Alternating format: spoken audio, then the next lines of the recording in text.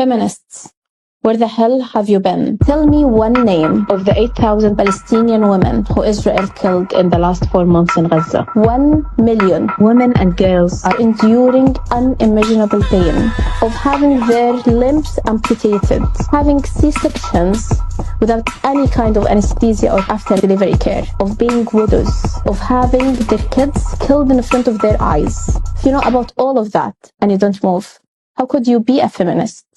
International media outlets and so-called feminists have been outraged over unverified claims of Israelis being raped. However, this week, they have been totally silent for an objective UN reports of Palestinian women being raped, being undressed, being sexually harassed, being put in cages, stripped naked, and forced to be photographed in undesirable situations. If you're a feminist and you know about all of that and you haven't moved or went to demonstrations and you haven't called for women's rights, then you're not a feminist. The world now knows what Palestinians have known all along, that Israeli forces have been abducting, raping, beating, imprisoning, and even executing Palestinian women and young girls and children in cold blood. Hillary Clinton, I'm waiting for your condemnation. Femicide is defined as the systematic killing of women and girls. 70% of the 30,000 Palestinians Israel has massacred since October the 7th have been women and children. A massive femicide. We've all seen the video of the elderly lady, Hala Rashid Abdel Aati, who was shot dead while her grandson was waving a white flag as they attempt to flee from Gaza City. What do you think? Are you a feminist when you're silent about it? I haven't had the chance to see many Israelis in my daily life. My only experience is that they are in the flight or in the tank or in the warship, and they are bombarding and pressing buttons to kill us. The experience of facing bombardment is something very weird and surreal. And this is the first thing. The second thing we need is tell them about the situation. I'm sure it's getting louder and louder. In 2021, it was my first time to witness the carpet bombardments. And we're looking at the window, we're able to see like airplanes, bombardment, first residential building, second residential building, and just like one by one and going closer to us, and big smokes coming toward us, and the tower is shaking, and we're holding each other's hands and screaming.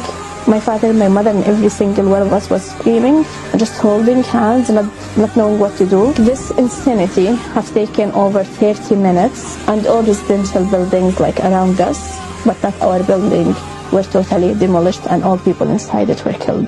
When I was looking at the women soldiers who were taking a selfie, and the women soldiers were like putting cute faces with duck face and doing like that in their mouth, and I was like, they look so cute, but they're so cruel. They can commit a genocide and then smile and be happy about it.